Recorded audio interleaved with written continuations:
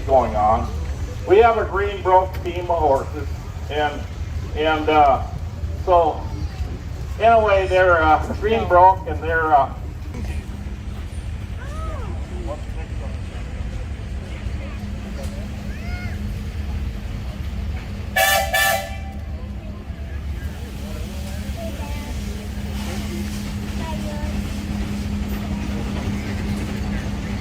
would everyone please remove your headgear and stand for the national anthem.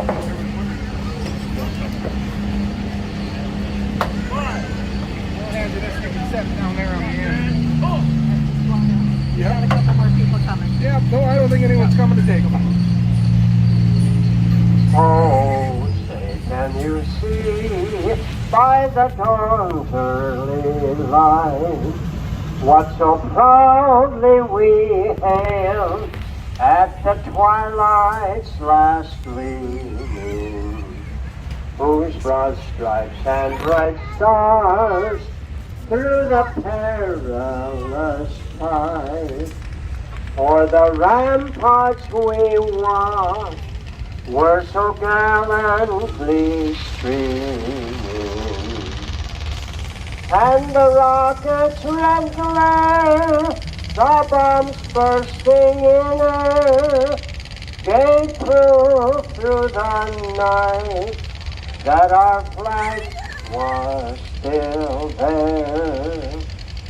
Oh, say, does that star-spangled banner yet wave o'er the land of the free and the home of the brave? Jim Toto.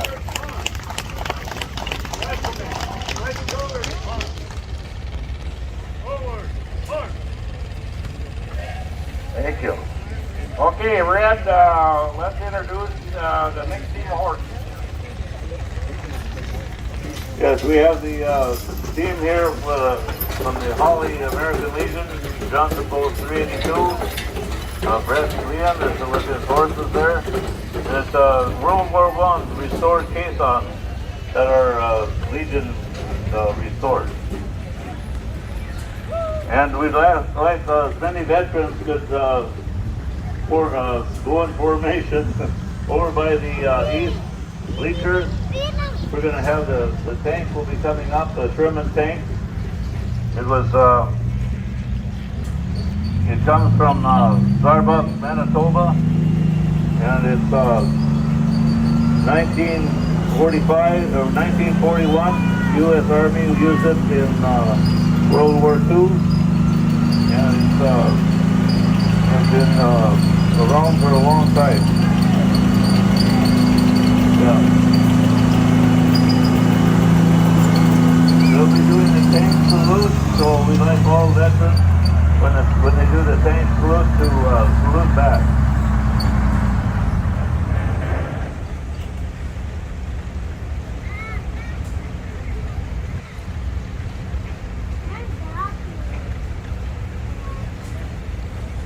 Tank advance.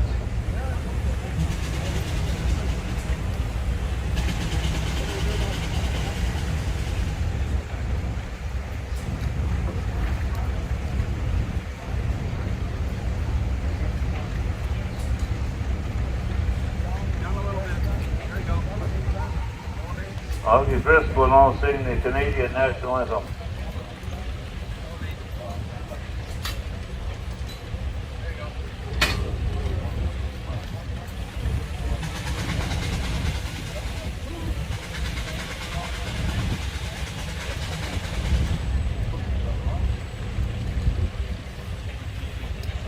Oh, Canada, our home and native land, true patriot, loving all thy sons command.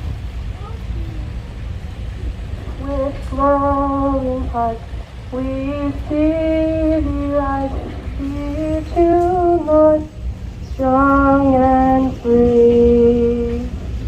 From far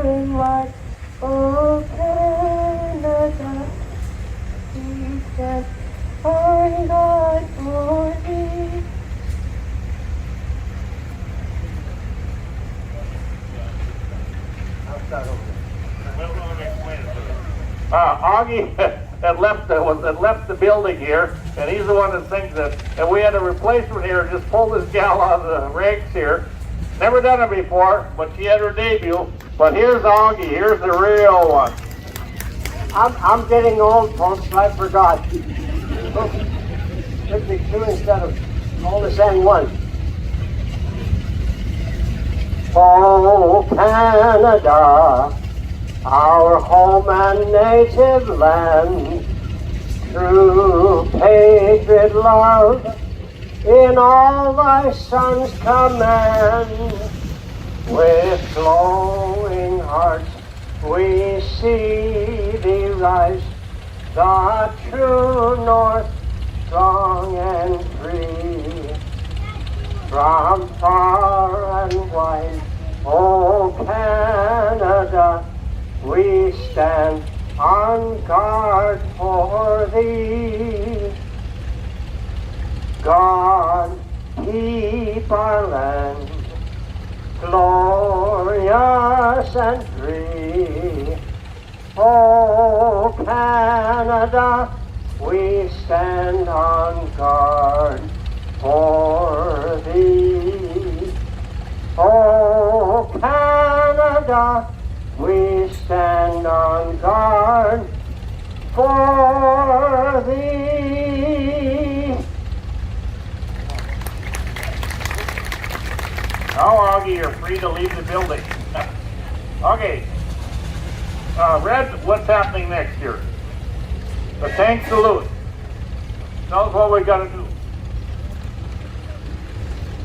Yes, with everybody, the veterans gather, and when the tank comes by, everybody, all veterans, please salute the tank salute back.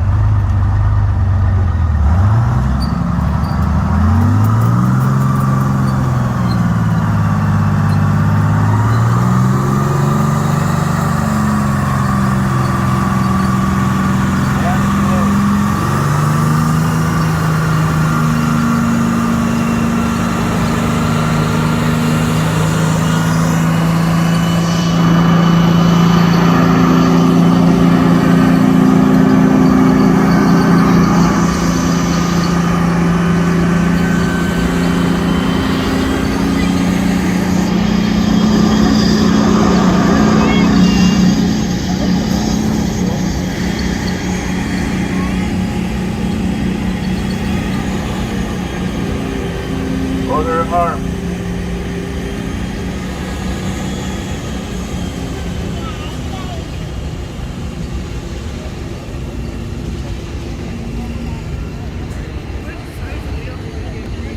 We have the military parade here now, number 8433 coming through.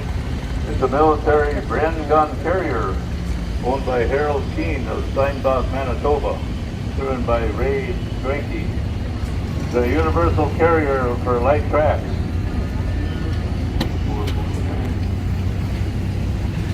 '8445 is 1948 military Jeep. A veteran driven by Ole Anderson, owner, and Ole met his wife to be while driving a Jeep like this. It's not a candy parade. Okay, we got.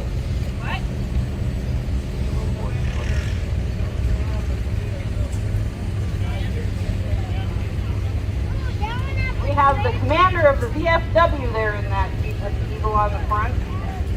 No problem.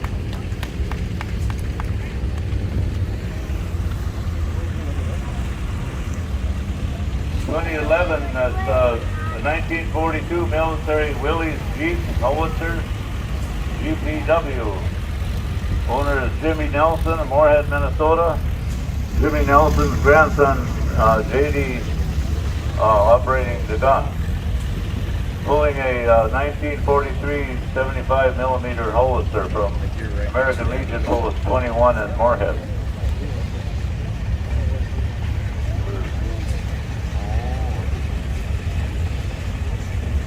Number 8434. It's a 1953 military Willys Jeep, number M38A1.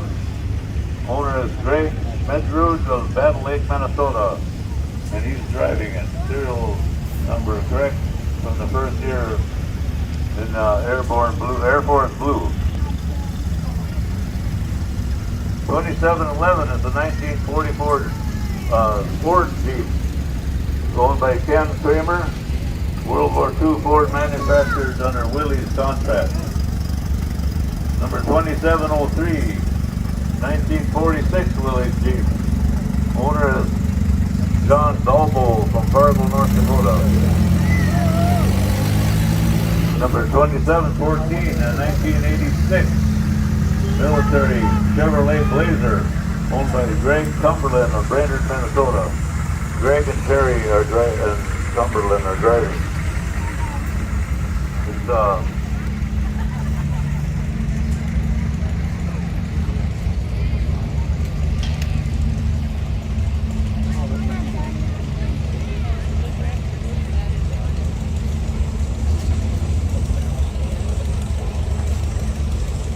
we have a caller coming up here, number 3052. It's a military Alice Kilmer, M7, pardon me, Soul Tractor.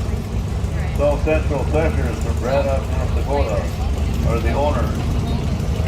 Levi Svenus is driving. Military vehicle used to retrieve downed airmen. Built by Alice Chalmers and made with deep parts.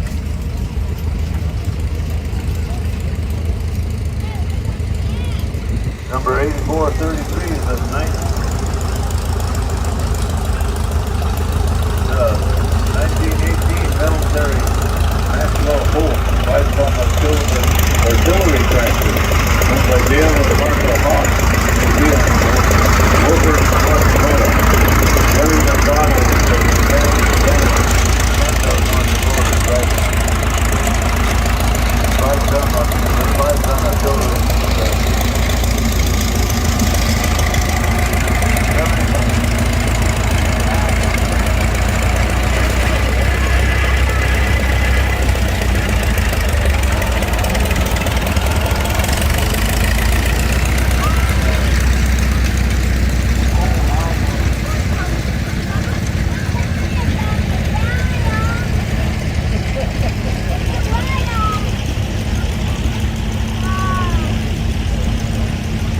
Number 2435 is a 1951 Dodge M37 owned by Ken Kramer of Armenia, North Dakota.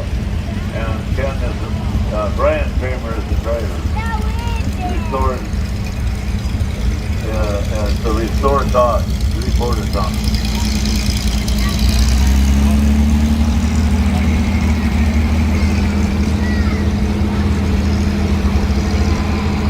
Next we have a 1988 military Oshkosh M977 owned by Carl Hoffman of Forest, North Dakota. He's the driver. It's a cargo truck. Rare in civilian ownership. 8428 1966 military Ford Jeep. M151 owned by Ed Walton. Lisbon, North Dakota. Driven by that.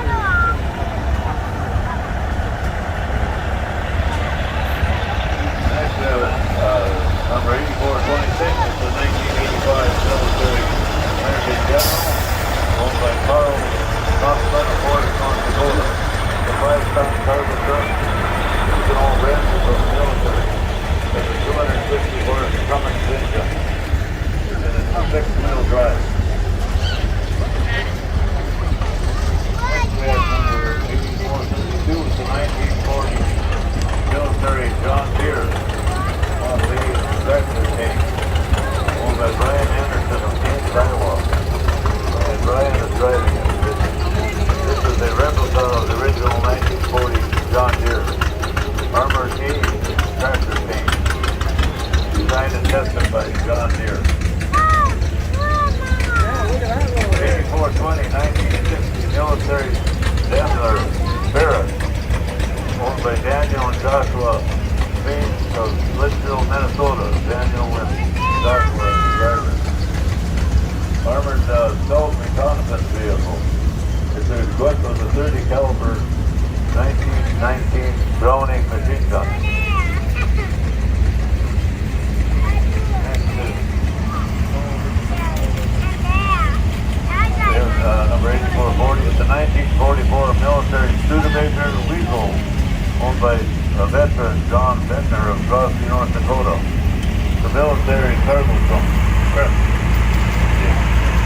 8439, a 1944 military MT-2,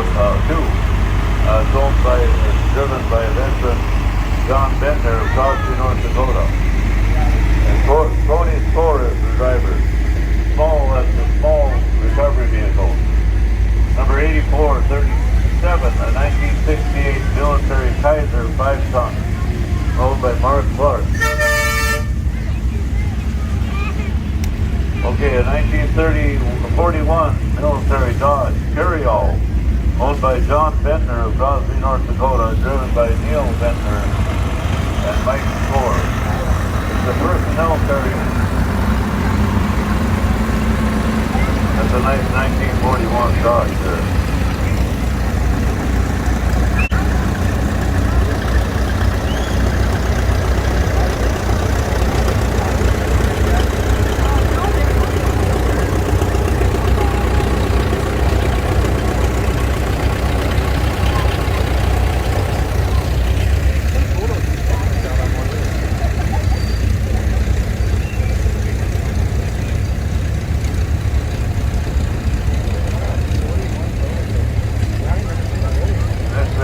Number 3478, 1944 Case Tractor by Pete Wilson of Central News, North Dakota. It's a Boeing truck military, 40 horsepower. Okay, next up here, I gotta announce these because these are my classmates of mine and neighbors of mine from Fertile, Minnesota, or Purdue, Minnesota. The Black Brothers. Now their dad farmed with these. Roger and David Black farmed with these trucks all their life. These trucks are equipped for hauling hay bales. They were balers. They baled hay and wire tie bales. And these trucks are loaded. They haul them to the rail cars and load them on rail cars. And anyway, the Black Brothers, they farmed with 4 of these trucks. These are the 2 left in the system. Now they've retired. These 2 brothers have retired from farming a few years ago, but they were good enough to bring them here, and we're sure proud to have them here. Now these are working trucks. These are military trucks, and I asked them, "Do they ever have any much trouble with them?" Not really. They said all the year. Here, back to red here.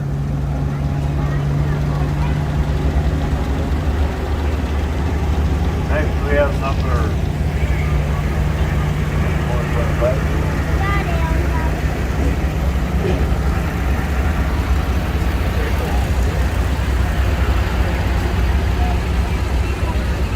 8424 is a military Clark tug tractor owned by Don Jacobson of Oak Grove, Minnesota, and driven by veteran Jeff Nelson.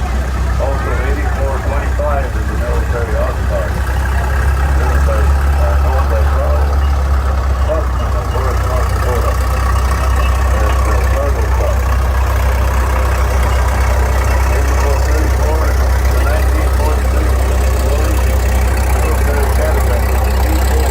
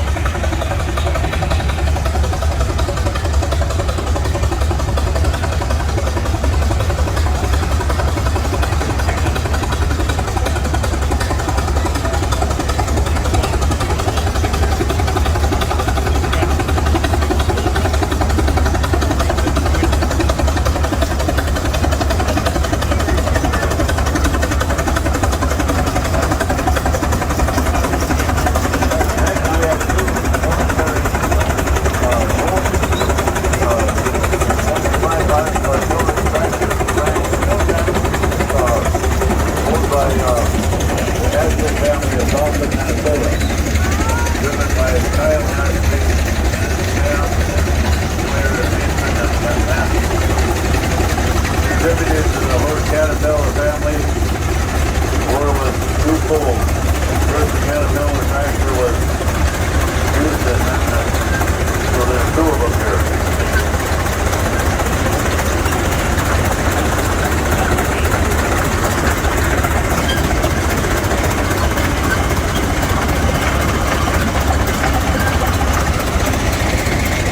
Next we have the number 1902 is a 1941 military vintage Dodge. The command car owned by Carl Lind of Albert City, Iowa. Carl Lind is the driver. Used to transport high echelon officers, generals, etc. during and after World War II.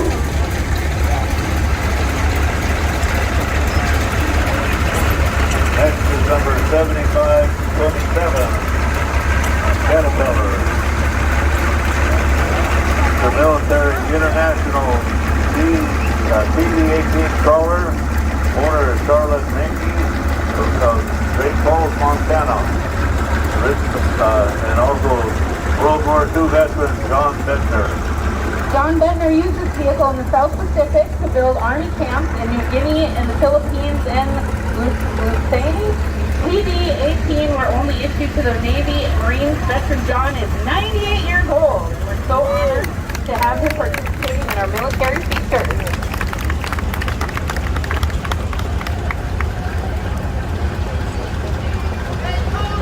Hey, how old are you, Kevin? I like that hat. I never knew my hat.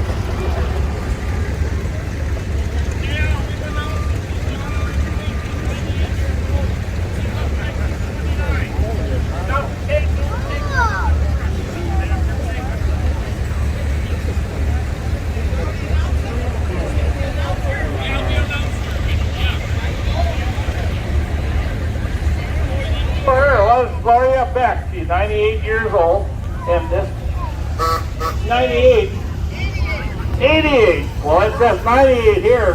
Who's am I going to believe here? Well, it's Kevin Anderson there from Andover, South Dakota, and he's driving a depot hack. It's for transporting stuff from the depot. 21 more payments? Okay. Okay, 2440 is a 1976 Chevy truck C30 owned by Paul and Christina Orvik, West Fargo. It was a grain truck. 2439 is a 49 Chevy truck for 4400 Alex Chisholm, Georgetown, Minnesota, owned by the Alex Chisholm family. We got a Model A, I'm thinking the Model A sedan, to 2009. 28 Ford car Ace Tudor sedan, Carolyn Miller, Halsted, Minnesota. We have a John Deere 4413 is the number, and this is from, wait a minute now, it's custom cultivated. They're going, call Billy BR64, and John Deere. Yep. And we got a Ace 3603. 36.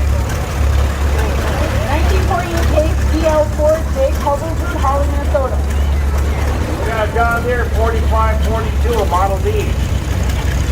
4542. Oh, well, 3576 43 farmhouse tractor 8. Bryce Burrow from Prairie, Minnesota. 3594. We have a number of some status on 3494. Okay, we got. Let's get to the evening.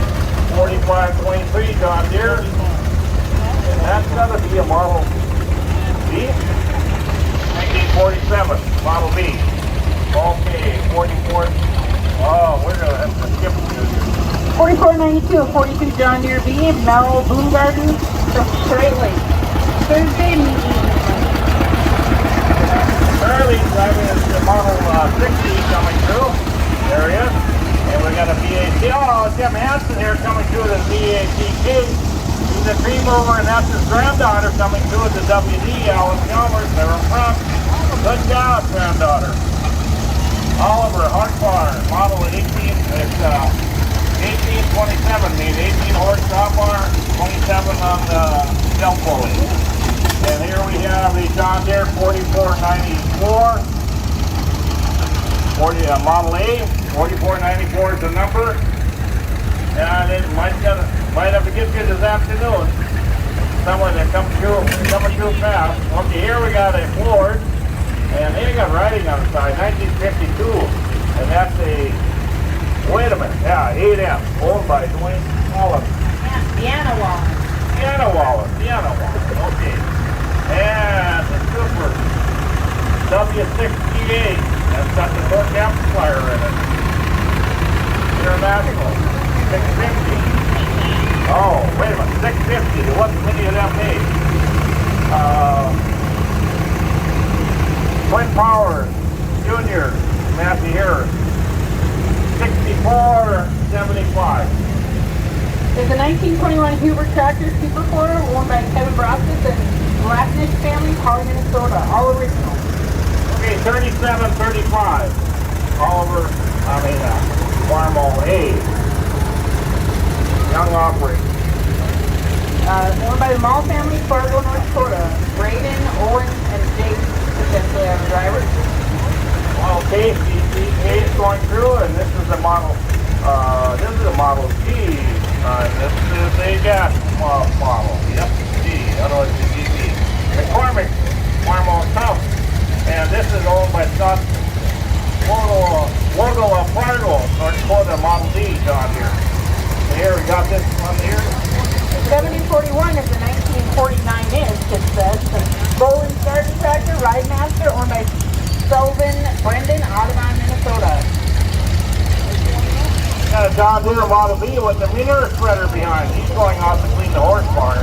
He's going to head towards the horse area. We got a Farmall F20 over there coming through. F20 Farmall and the M International. And we got a Model B John Deere. And we got, okay, we got the crawler, 75. It's a 1950 International Harvester, TD9 crawler, Mike Indergaard, and David Schaaf, Fargo, North Dakota are the owners. In memory of neighbor Harold Gill, crawler for a common site on Fargo, North Dakota. Here we got the Duo 1930 and 1931 Duo, and that's the Rumbly Duo Jim Wilfro from Albuquerque, New Mexico. He started out about a week ago to get here to the show. Model D, 1914 Model T Ford, and this is owned by the Harvard Benson Connection family, yeah. Typically from Hitterdall with their turned around WC. If you ever want to turn the tractor on and make a perfect loader test, take a look at that one. That's dandy. 420 John Deere. And a, wait a minute, 3048. Let's get some deal. I gotta know that guy's name. I see him a lot. It's a 1952 Ellis Commerce C8, Jared Pizia, War Road, Minnesota, and it says Jared is Jared. Okay, now I know. Here. WC with a John, I don't know what kind of plow that is. That might be John Deere. What's the John Deere plow? There we go. There we got this Chris coming through in our reception. And here we have Larry Jacobson from, he lives just a mile east of the meat piler in Hitterdall. Here we got Scott Logo coming through in the PD14. Scott's not driving it though. John Deere, 4245. 4245. Young gal driving it. 4245.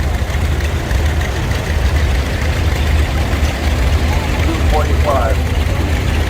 Don't have it. Okay, model C, and that's by Marvin and Elizabeth Peterson. And here we have the Alice Chalmers WC. Okay, Model D, John Deere, the Big Daddy. Big Daddy. David Brown, 62, 51. Now, I got a story to tell about that tractor. The guy used to come from where every year? Denmark. Yeah, came from Denmark. Okay. Here we have another manure spreader too. Going out to clean the horse barn, right? Yes. That's a good job. Good job. We got the driver and we got the two loaders, the pickers. Okay, John Deere, 4531, model 50. 4531, model 50 John Deere. Got power steering. Rollag front end? No. Doesn't have Rollag? Oh, it does. And the AR 4470. AR 40. Well, we got the numbers, but don't comprehend. Here we have from Jim Weefel from Albuquerque, New Mexico, 1948 Silver King. And we're talking almost an antique, I'm sure, here with the top and the Model 8 and M with the flag.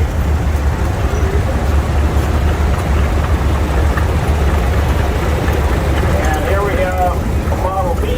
Model B out of Commerce, no numbers. The schedule. Well, wait a minute, that's Archery. No, that's Hamburg. 7509, 33 Caterpillar, 35 Diesel, owned by Lois Glass, and it says here that Paul Carlson is the driver, and that is him. Bob Glass. Yeah, Lois Glass. Late Bob Glass. Yeah, your grandson to Bob? No? Cousin, okay. Yeah. Okay, here we have a John Deere 3020 4516.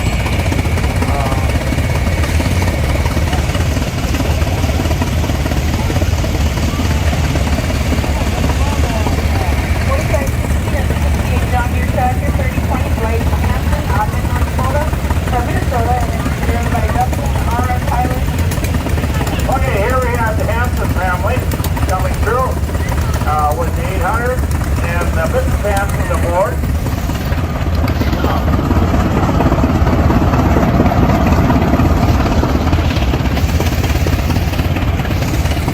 Yeah, we got to hold up. One lane traffic. 9097. I have 7514 and 1970 horsepower, 10 tons, owned by Lois Glass, Vegas, Minnesota. That little horse and a half tractor comes through in 1998. That's okay, we'll get them this afternoon. We have the Summer King. It's got 336 fluid fuel. What number? Okay, I got to see the number. I was just wondering what number the tractor is. 997? 67. 87. This hole is out of the Bob Glass, late Bob Glass collection. John Deere, Model B. And there we got one of the Hanson boys. There's Scott Hanson. He's driving the DC. Here we got the Anderson family. We got mom, we got grandchildren, we got, oh my God. Are you going to feed the whole bunch? You going to feed the whole crew this afternoon? Yeah, good deal. John Deere. Hey. Oh man, we got John Jerry on here. Haven't seen you all year, John. Jerry, great. And the 750 John Deere. And we got a case shower. It's coming through with the third place with the case, the CAC. Steven shower. Deluxe. Foxtrot Deluxe. And the Model B. Then we got a case combine coming through. He's going to load a little grain right in. And that's driven by Scott Anderson. The one and only Scott Anderson. I got to get the few cans to that week. Everything week, I think. Yeah. More Milo. Yeah. Yeah, there you are. There you are. Yeah, that's Scott Anderson. If you didn't know his name, that's Scott Anderson. Yeah. F20. Yeah, very nicer paint job than it came out of the factory, I think. Model C. Super C. Not just a regular C. This is Star Tractor Restoration and Repair from Kensington, Minnesota. Beautiful job. Here we have a car, 1905. It's a 55 Chevy Bel Air, owned by Peter Lindahl from Moorhead, Minnesota. Whiskey Creek Farms coming through at a Model D. Now that's got its working clothes on because the bird poop is still on the fender. That's the way the tractors get. I got tractors at home we farm with that bird poop on. So here we got the T14, Mr. Peterson on it. Joe Peterson's his dad. He announces here once in a while. And we have a Model 8 Farmall. Can't read what it says. And we have another Model 8. We got, they're just about twins, other than the chromium stack on the one here. Got the chromium stack. That gives it more power, by the way. And I think, this is Bruce Lilliquist coming through with the regular Bruce Leathercliff. You ever want to know the difference between a regular and an F20? Look at the steering up there, the open steering on the regular. West Fargo. This is the F14 pony van with the skeleton rear wheels. Okay, run over with one of them. And here we got a Model 8. Toby and Amy Van from West Fargo. And we have carrying the international flag. Oh man, 3561, 63. 1943 International Tractor, BN, owned by Dave Eggy, Barnesville, Minnesota. Exhaust lift cultivator. It's got the exhaust lift. My dad had the same thing way before I was born. You hit the deal and the exhaust actually lifts the cultivator up. You funnel the exhaust through the cylinder, and the cylinder lifts the cultivator. Here we got the Amundsen Antique. Yeah, Amundsen Antique. Yeah, 404. It's pickle bar mower. Amundsen Antique with the Model 200. They have a beautiful line of tractors. Just awesome.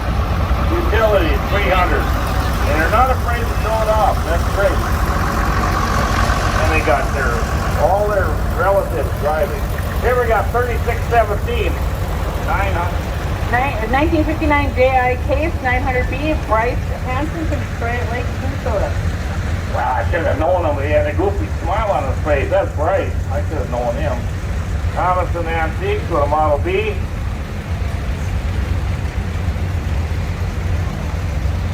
How many tractors do you have in Amundsen Antique? How many is there? You don't ask them. Okay. We'll find out. Yeah, I bet they've got 20 of them. I can't imagine the job getting them all ready to go to the parade. I know what these tractors are like sitting 1 year. They may be original standards. They got to drain them carburetors and everything every year, I bet. Model 8, Farmo 4803. And a young driver, 4803. We got to get who's driving that. We might not. We might have to come through this afternoon. We'll get you guys. We'll get your name. Model B. International, Farmall. MD, in loving memory of Robert and Artist Osprey. That's great. Yeah, Robert and Artist had 11 children. They lived right over here, right where the barn is Osprey. That's where Robert and Artist worked. On the land that Western Historic Greenbacter owns now is their land. Actually, they bought the land from them. And here's a beautiful 856 International with a young driver and no name. No captain. The driver is Carl. He's doing a good job anyway. He's keeping them clean the dishes. Here we got Amundsen Antique with a, okay, that's a 100. 5200 is the tractor that, I'm going to call it a burn doll, but I could be wrong. WD6 International, Amundsen Antique with a Super 8.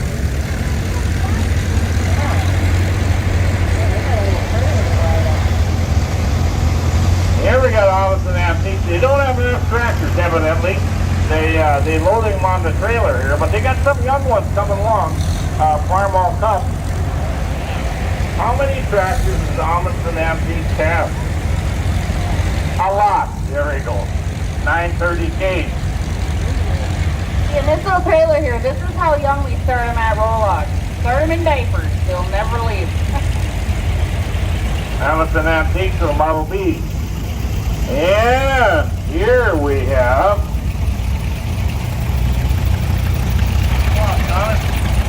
4014.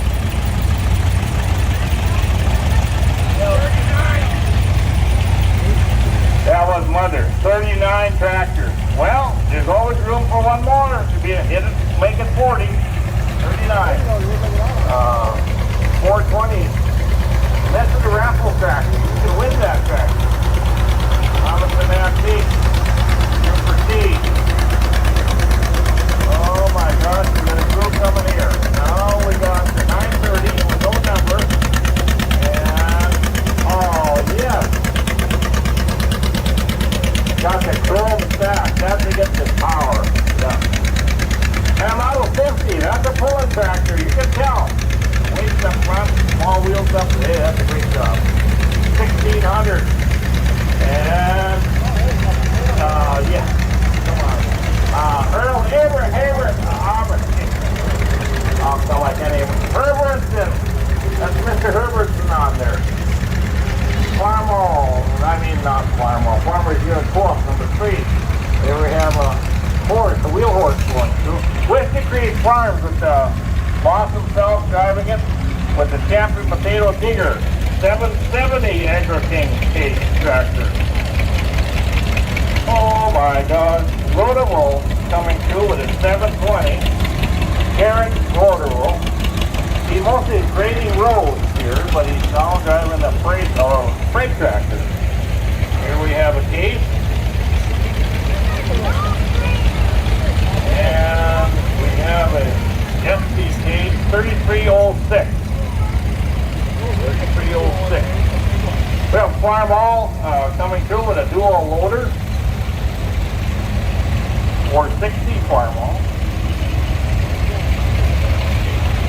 Not no 3303, huh? That's 3302, 3002.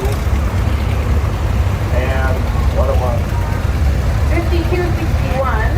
This is 1963 Minneapolis Molding Jet Star 2 Bill and Plain Gravy from Prairie, North Dakota. You got the Jet Star. You got the Jet Star. Great. Yeah. Is that the factory color? That is for that Jet Star. They made that color. Super. Didn't know that. Here we got a WC 3054 young operator tractor puller. 49 Average Chalmers WD Aaron Tibbet from Leeland, Minnesota. Here we go on the barn built Steiger tractors, 8341, 1250. These tractors were built in the barn at the Steiger farm at rural Red Lake Falls, Seaburn Falls area, and known as the barn built. And that's what the replica is of the entry out here of the barn that Steiger started building the Steiger tractor. Alice Chalmers 3055 tractor puller. And here we have, oh my gosh, Dennis Peterson, the farmall, the Minneapolis Moline that him and his dad farmed with. And here we have the one and only Dennis Peterson. And now he's got the rider. Well, how much does it cost to pay to get the rider molecule? Oh man. Okay, here we got a small brakes and Stratton cultivator. Didn't get the number. Too bad. Come through this afternoon. We'll get the number for you. Here we have a Jackson tractor. This is built in North Dakota. The driver on it is Claire Waters. He's from Malta, Montana. He owns a Napa store in Malta and a ranch in Malta. Next tractor, we all know it as Peter Kiefer's tractor because he's originally built it. But the guy now that owns it, we got the deal here. What's the number on it? Okay, maybe we can read it.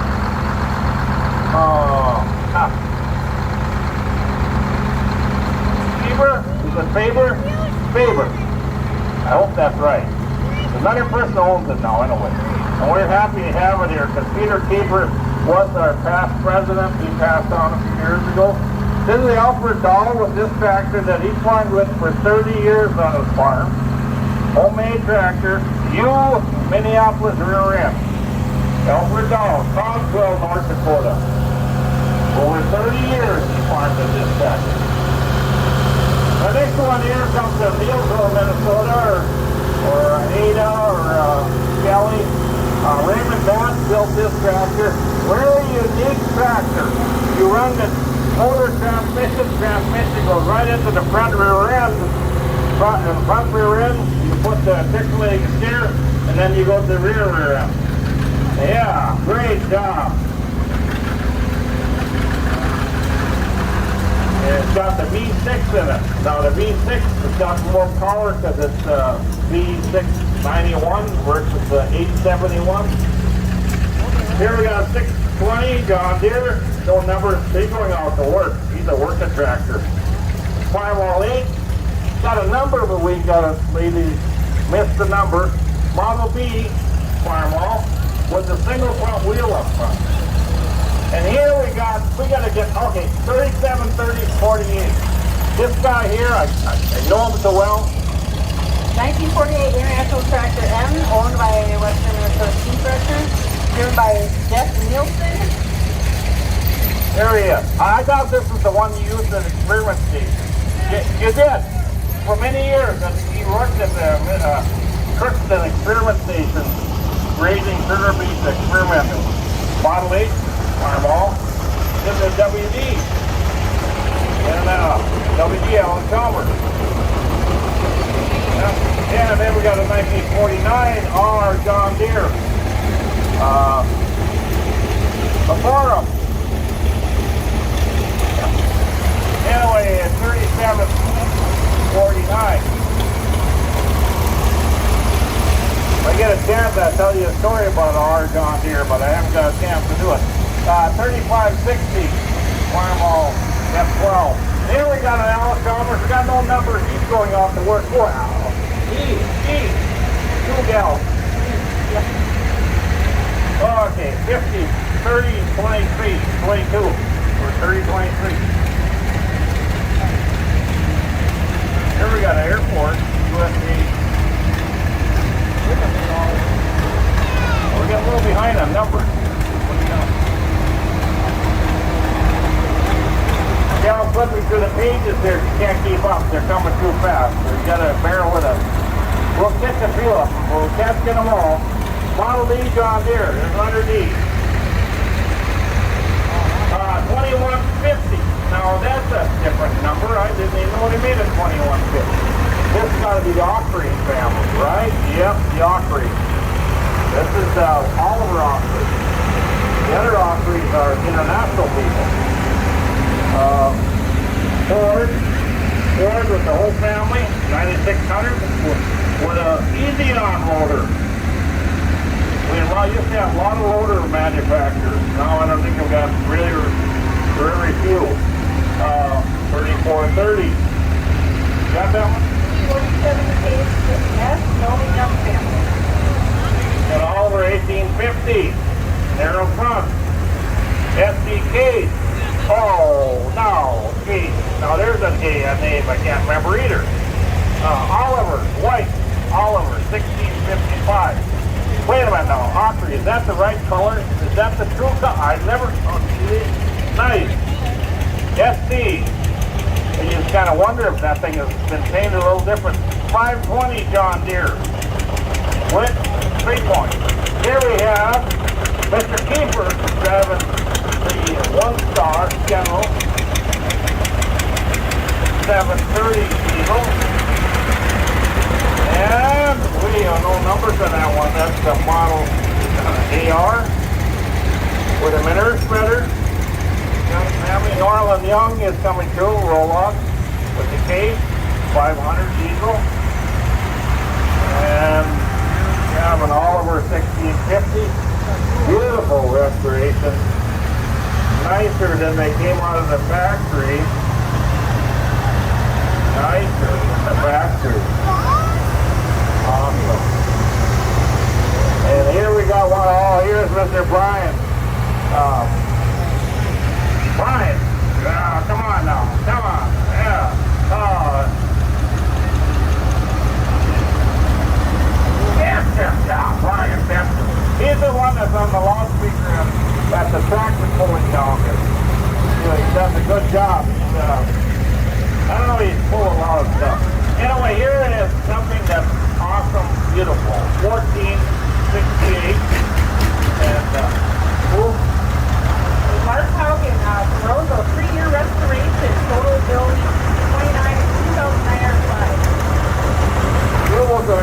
with a 520.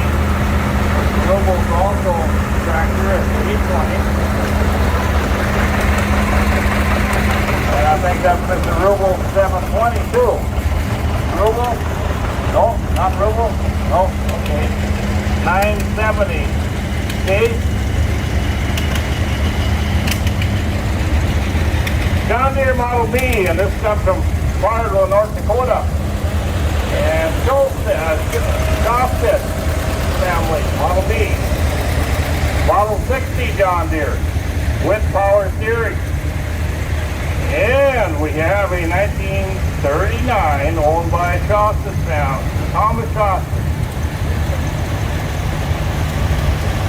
And this tractor looks so familiar.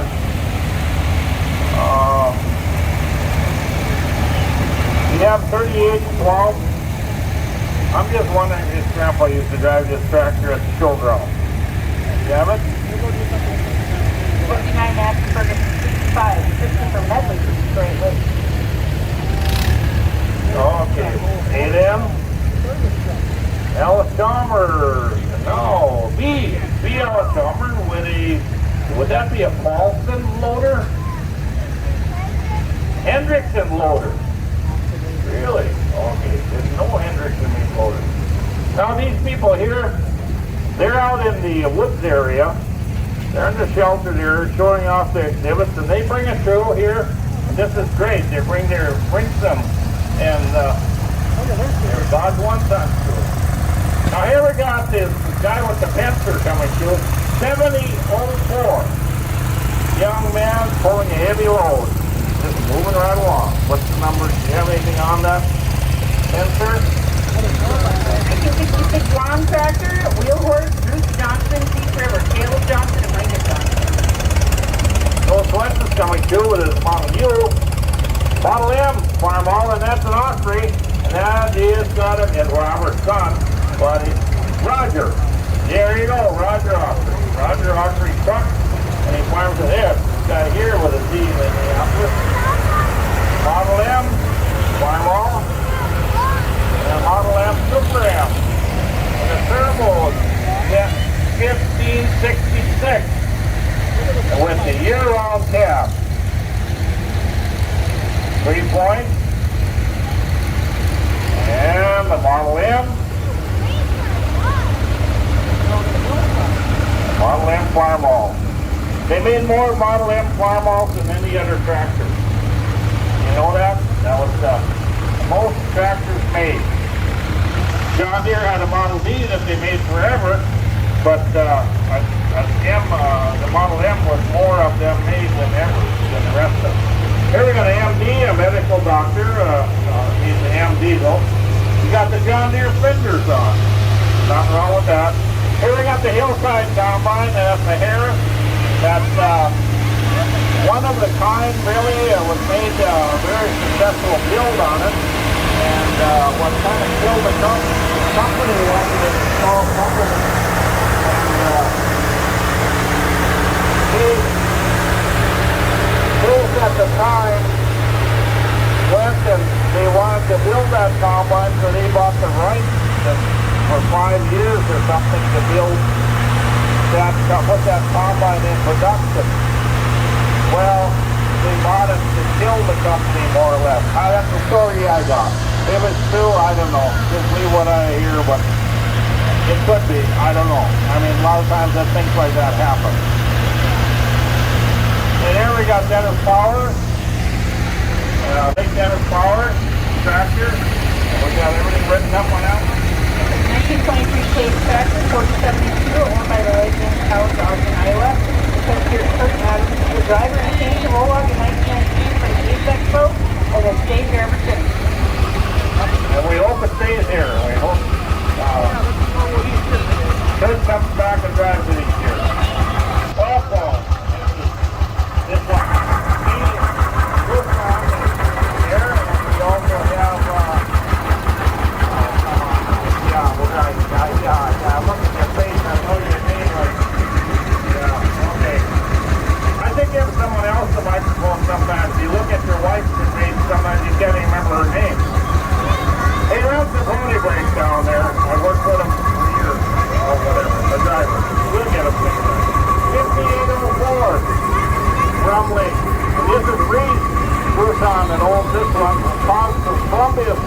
Missouri. Next we got the 60. Now these are the large prairie tractors. These are not steam engines. These are prairie tractors. These are built. They started building these large prairie tractors after 1900. Looked up by 1904, 1956, and all that. This one here is the Twin Cities. This is the only one left in the country running. There's another one I guess in parts. Now Jim Price was at Old Larson Welding and filmed a replica of this, and this is how far he's got. And he'll get it done. And look at the workmanship, what you gotta build to get the replica built. This is Twin City. He's going from Mark Peterson from Laverne, North Dakota. This is the 40. This is the 4-cylinder. The other one's the 6-cylinder. Prairie tractors. And why did these noisy things win out over the quiet steam engines? Well, gas was maybe 3-4 cents a gallon. A steam engine working all day will consume 2,000 to 3,000 gallons of water a day. Takes a lot of crew. These things, you get them started, 5-minute warm up, put them to work. So that's why we ended up, I guess, with everything gas powered and not running steam today. But really amazing how all these things were built back in the day with the little bit of machine work that they had to build this stuff with. I mean, I farm and I got a large shop. I got everything. And turning lathe, milling machines. To me, to start to build these things, no. You know, these are massive. I don't know how. The good Lord had to give some insight to some special people how to build this stuff. Because you come from the 1800s with the horsepower and then start building these things in the early 1900s. 6602.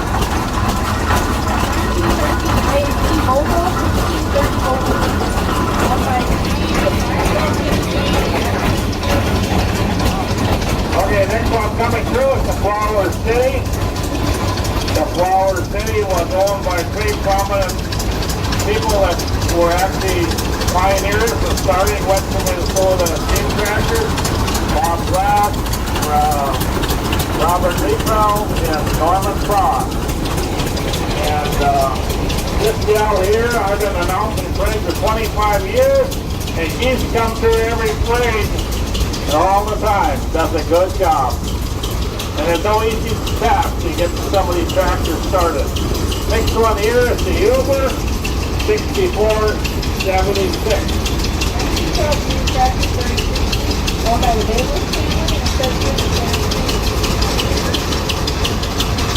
Bayless family. Better old name. Now here's that newcomer to the show, 8413. 84 keys.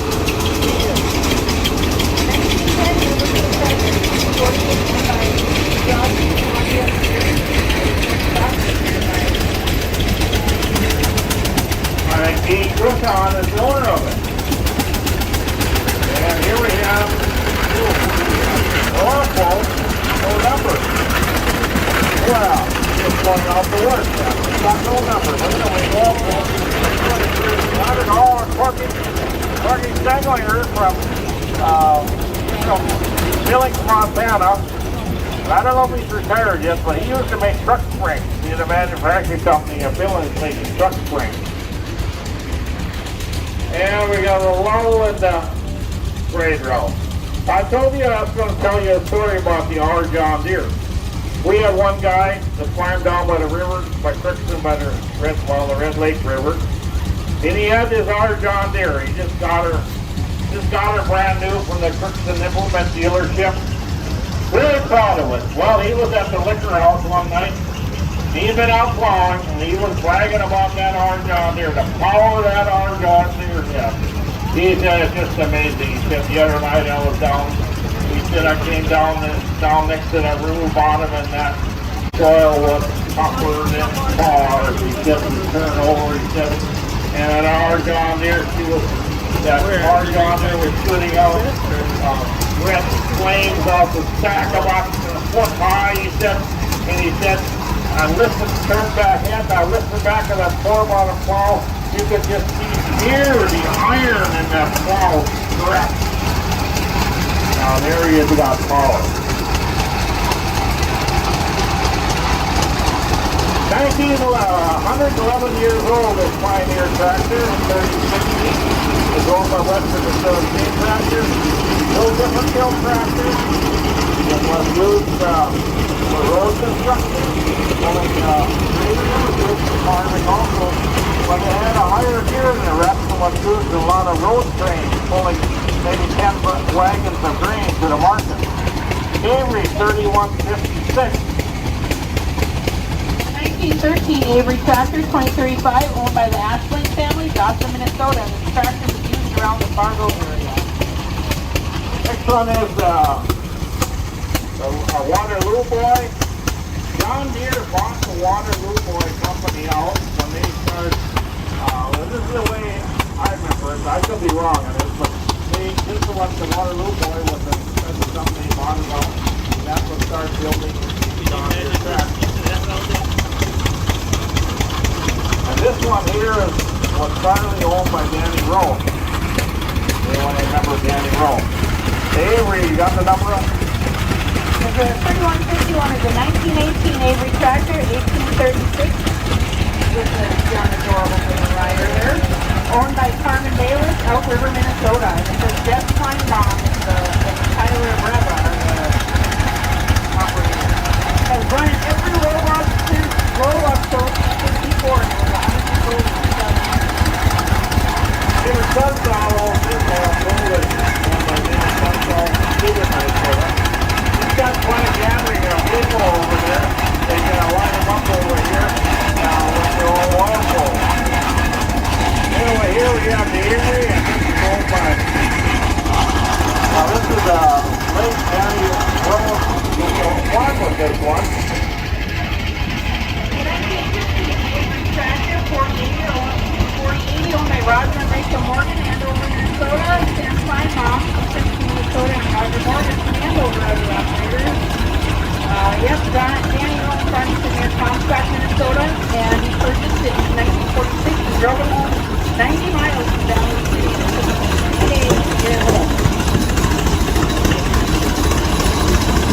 We possibly got a candidate for cleaner. We got one installed in the Prairie road. But we're pretty much okay, and maybe get her running. There they got her. They got her. She's running. She's running. Kind of slowly. Anyway, this 100-year-old Minneapolis is 100 years old, and that's time it's getting old. So I think it's old enough now. 1970 owned by Rollag, Minnesota. Ultimate Taylor, that's owned by the Anderson family or the Anderson brothers.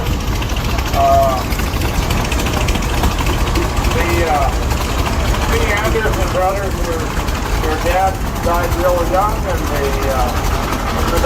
they were real youngsters when they took over the family farm. And two of the brothers are still doing the farming, and the one went into occupation of building tents. The tent build.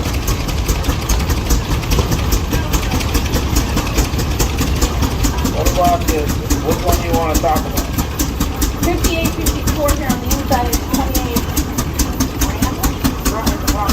23W, owned by Sam Parsons, Minnesota, and it was traded in to Ivor Parsons actually. People who were sold it, now owned by Ivor Parsons' grandson, Sam.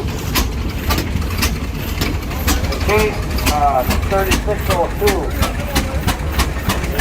3602. They have a little carburation trouble, but they are getting it. They are getting it.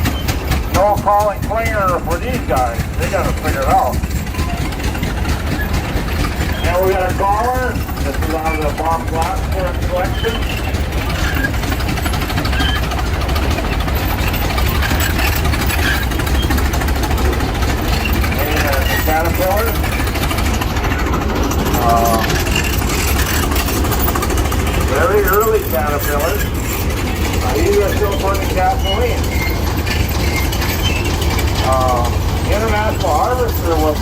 one of the first ones to come with diesel-powered engine in farm tractors.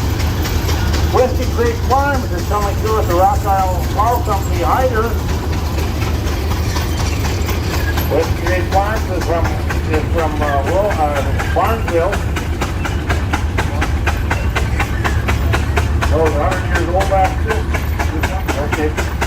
Next one here is the 1300. That's owned by Mark Peterson from Lower North Dakota. That's the regular special.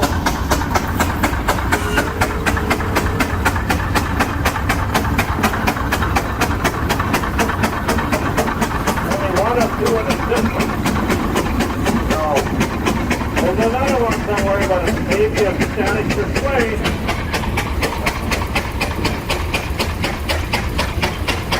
And now you have seen the Prairie tractors go through. These are all burning gasoline. Now we come into the steam power. Again, about the same.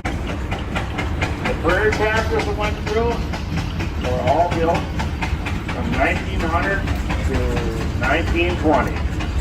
The steam engines coming through are all built from 1900 to about 1920. Just awesome how you went from the back end of looking at a team of horses to these big monster engines. And then that actually went kind of backwards after the 20s to the 30s. Then you went to the individual farms with the little A, C, and B, and WC Chalmer tractors, H and M tractors, or regular, I should say, earlier than that, they had the W30, W20, F20s and that. John Deere said A and B's. And here we have Shaggy is on this one. Oh, I haven't seen Shaggy all year. Feel it kind of trimmed up, like he's been to a barber shop. Have you? Oh, yeah. He's mostly so shaggy, that's what I mean. This is the Minneapolis, and this is owned by Nelson family, and Hogan Nelson, or Ireland, so we all know him as Hogan. He passed on a number of years ago, and now I think it's Eric and Paul that own it. It's just Eric, maybe, I don't know. Eric and Paul Nelson own it. Eric and Paul Nelson are grandsons of N.B. Nelson, one of the founders of the show. Next we have is the Buffalo Pitts. It's a 100, it's 1901. This engine was built. This engine, like I said, 25 years have been now race. It's been through every race. Now it's owned by Dave Nelson. Horsepower on this engine, I'm thinking it was 16 horse. I could be wrong. 16 horse?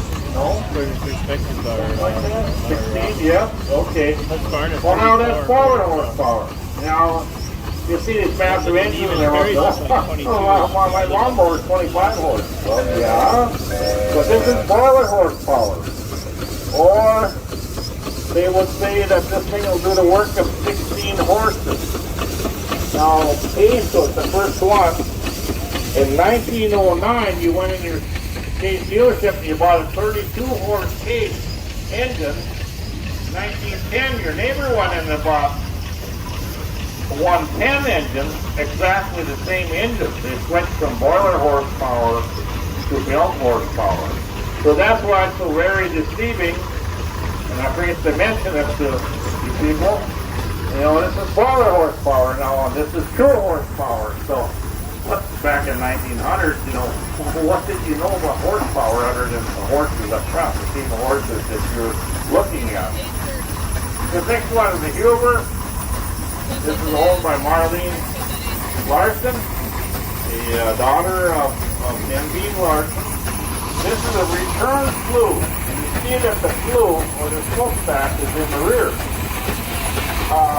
The idea was more efficient, get more efficiency out of it, just like we heard it all the time now with our automobile.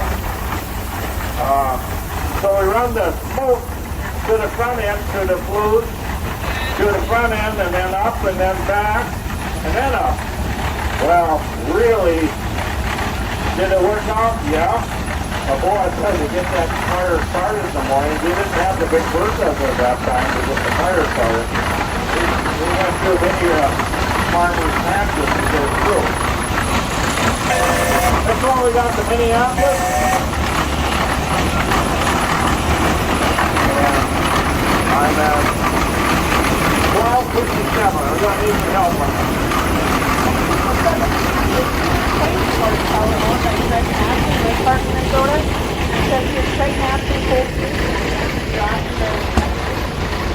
We wired them in down near Sept, Minnesota at a sawmill and built it laying box, brought it in 1978, clean tooth, installed that weekend. It was the main sawmill engine left.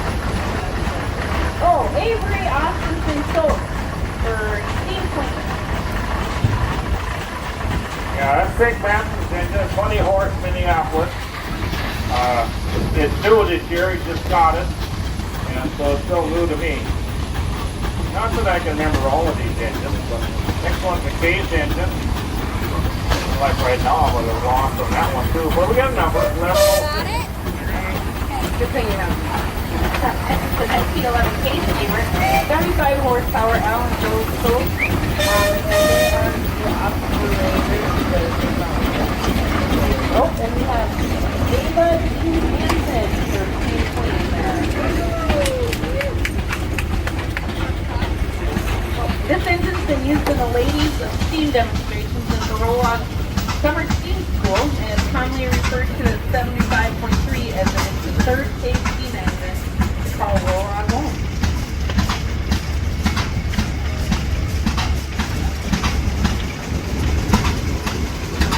Yeah, the steam cleans are out really thick and thicker than thieves right now because the steam coronation is tonight. So there's a lot of pretty girls around the showgrounds offering a lot of good little, smiles, because they want to be watered in. So you can be at the CME building right and water on these people. There we are. There we got the Red River Special, 1302. All right, Kelly, I'm going to switch. I don't know. 1910, Nicholas Shepherd Steamer, 35120. Joe Rossi, Winona, Minnesota, the owner. And we used on the own Bright County, a long time prior to the move to the law. The first expired in 2021.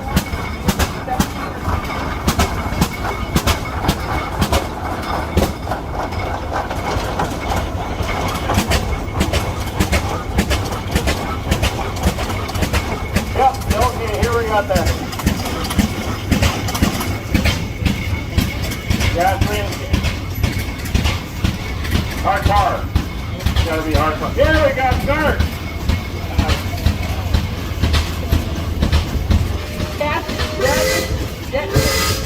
From home, Minnesota.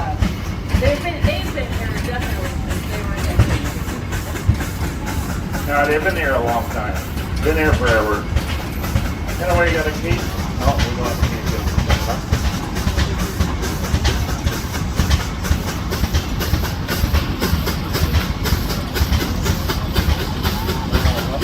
London Birmingham.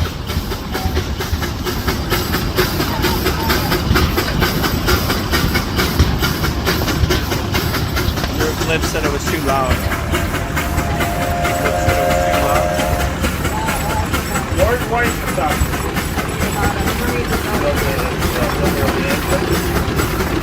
What? First quality line. Oh, okay. Well, then, you don't want to get starting on Chip and Dale. Dale's aboard. Chip and Dale. We got no number. I'm lost. My number fell off. Did you burn it? Did you start the fire with it? Oh, come on. I just Let's just admit it. You're getting old. Your memory's going. You feel rusty. it was gone 25 years ago too when I started. Chip and Dale. I'll call them Chip and Dale. I can't remember their last. Mitchell. There we go. The Mitchell family. There we got it. One is called One is Larry and one is Dale. Someone can skip a Dale brother.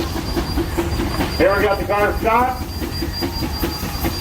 And it's not the John Jerry Roll. This is the roll engine. And the Mitchell family. Oh, here's the undergal.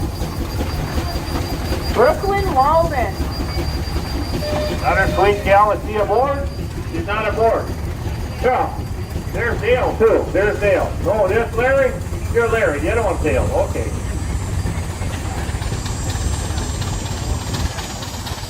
So this would be Shipton. There we got the road roll. This gal from Boston, Minnesota.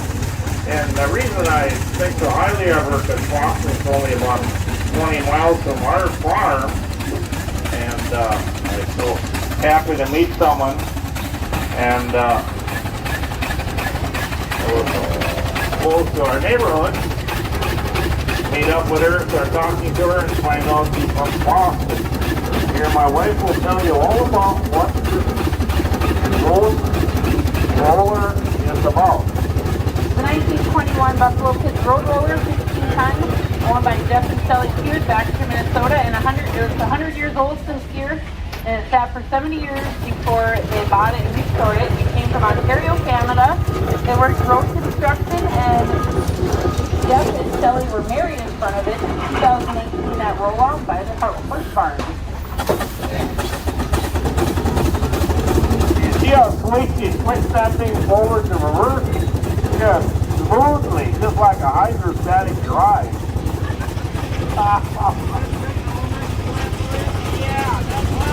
Nice flat surface.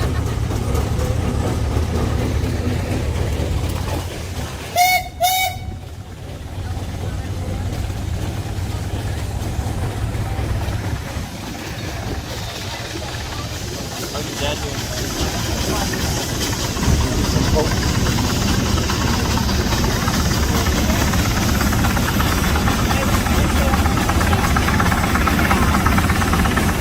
We just have a set of bleachers right across me, and I don't know what it's got on the signs there. I think it's something for the military. It took them out, so I used to watch the people over there so close.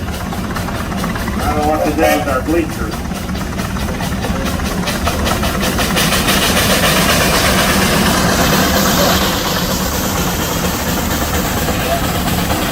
Russell. Oh, well, you gotta read what this guy's got to say. This is the guy that they're after him. There's a couple guys after him, and he owes them money, I guess. 1551.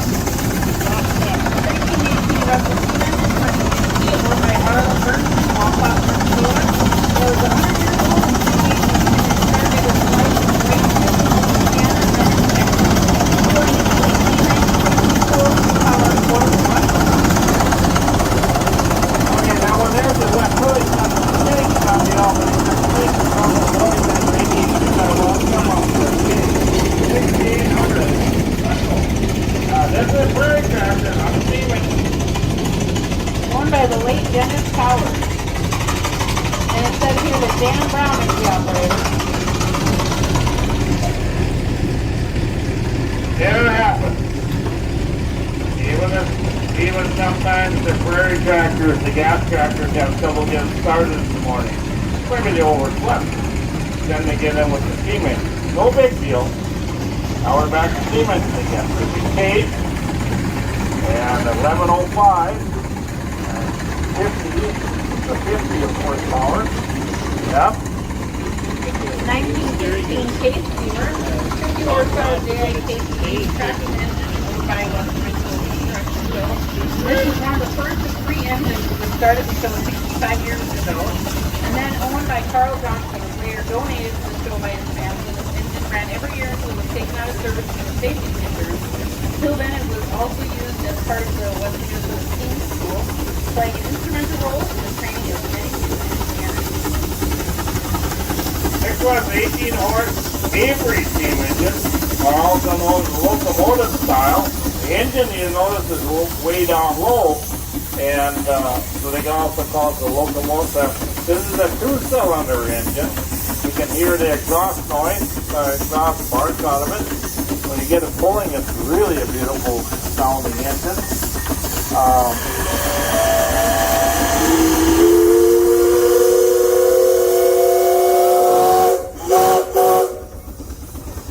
Now that was quite a whistle. That was loud. Anyway, 4 generations on this Ellison is running this engine at this time. There he is. 5 generations now? Oh my gosh, now we got the 5th generation. Just overnight? Just last night it happened. Yeah. Okay.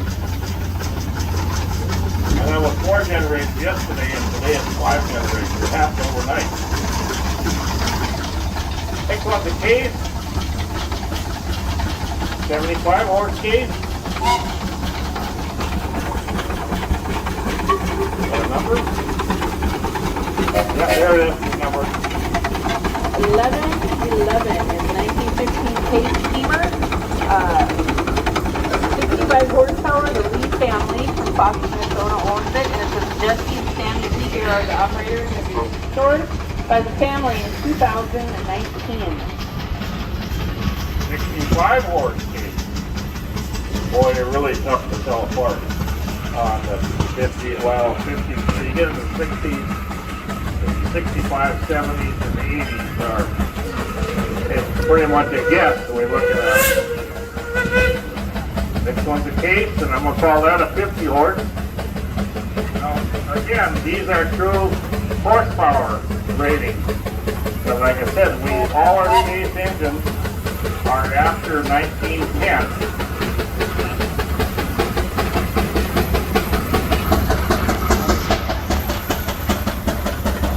Do you have any words on this one? 1914 case steamer, 50 horsepower case extraction engine, owned by Sean Jacobson from Oak Grove, Minnesota, and it says here with Stephanie Nelson. Is that Stephanie? Oh, there we go. She's on there. Used in Willows Point, Texas area, removed from barn in 1993, purchased in 1993 by Sean Jacobson, and the restoration was finished in 1995 by Sean, and hauled to Minnesota in 2006, then at Rollag 2019. John works for an oil company, higher up in the company, Shell Oil Company. So this is occupation. I don't know if he's still retired now or not. Next one's the case. Not our case. Minneapolis. Minneapolis is kind of known. They always have their extra water bunker up on the front of the engine. Trademark form.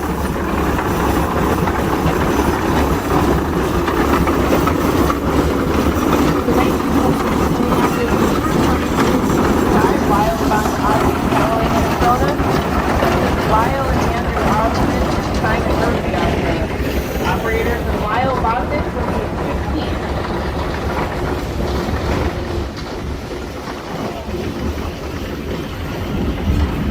15. 22 horse, yeah.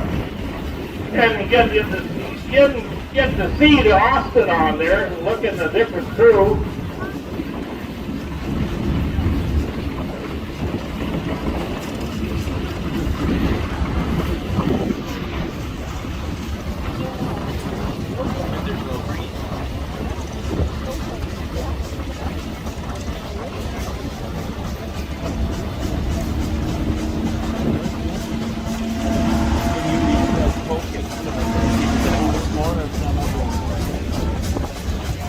This next engine is owned by Western Minnesota Steam Threshers, 75 horse case. Ned Mars is kind of the overseer in charge of this engine, but he's sure got a lot of helpers that care for this engine, take care of it.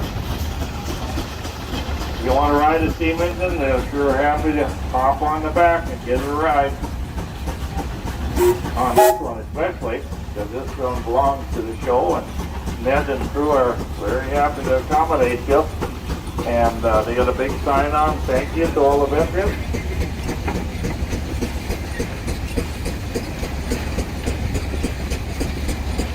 Smooth, quiet engine. Smooth. Well, they all are. Steamer was moved in 1913. 1913. This thing had been made in 1909. It would have been called about a, okay, take 3 into that. Would it be like, what would it be, 20 horse? Next one is the Reeves that comes from Rothsay, Minnesota. Mark Danielson is the owner, 4th generation to operate this engine. Been at Western one, so Steam Threshers since the 2nd year of the show. Been here every year, been to every parade. I was here announcing the parade or running at the Spark show. I get that 20 years ago. Here, Mark. I bet that 20 years ago you put that new top on, right? No? About 20 years ago. 25 years ago? The fire. Fire, yeah, the fire from the Spark show. Yeah. He's up on top of the 5-gallon barrel putting it up. There we got the 110 steam engine. The big dogs in the A line. This one here is from the Lake Power engine, 110 horse. And this one here is about a 1913, 1911. Yeah, 1911. And that young man there, the second engineer there, is from Wakanda, South Dakota. I just love population 11 people. Wakanda. Somebody died last night? Because yesterday was 12. Oh, yeah, one died last night. Some of those big farms, some of them were And here we have a team during 110. use of horses, so they would be big enough to ride. Oh, there's Jim Bryden's in it. There we go. There we go. And we have an Austin running it. Now it's got to be Lyle's grandson. Yes. Grandson. And a bunch of young drivers, future drivers of steam engines. Yours. Oh, okay. Well, that steam engine show is just about over. I think we're going to be done when we get down there. You guys that are, I realize some of you guys got to leave. Don't worry about that. They get long. We'll see how long. Oh, it's Steve Howard?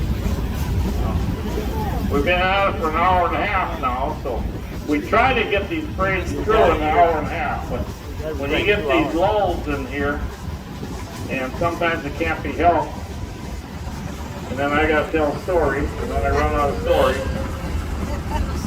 No Bronco for Weber Brothers. Haven't seen them yet here. Yeah. I do have one story that I heard last night. Pretty good. In the family go. This is a family go. There are 3 crows on the road flying around in this area, and there was a truck, a meat truck come through, and they dropped a bunch of bologna off, fell off the back of the truck. Well, these crows, they went and they ate up on all this bologna. And ate this bologna, and then there was a pump. There was a farm well with a pump handle on it. They all, first one got on the well handle, and the other one, all 3 got on the well handle. And they stood there for a while, and then they flew off. One by one, they all died. You want the moral of the story? Don't fly off the handle when you're full of bologna. 1911. It's a 1913 machine. This is owned by Clarence Young from Montana. He drove it a long ways this morning. That's why he's late in the parade. Okay. Next one we got is the Big Rumbling, the 120. And I always, my favorite engine.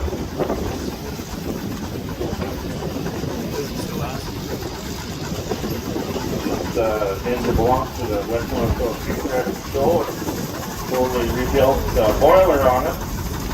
A boiler on here like this, now this is 5 years ago, would cost you just a plain boiler without no fittings, just the boiler itself. You're looking at about $100,000. Now, is there that many dollars worth of steel in there? No, but you gotta have the R stamp, the G stamp, the gold stamp, whatever stamp. You gotta have all the licensing and all that to build a boiler. Maddie Wall is running here. Is Maddie on? Bonnie on? There she is. She's running the engine. Great. Super. Well, that's a sure sign you're gonna be a good candidate if you know how to run an engine. That's what you keep seeing. Here we got the Veterans Ranch. Pick up. Super.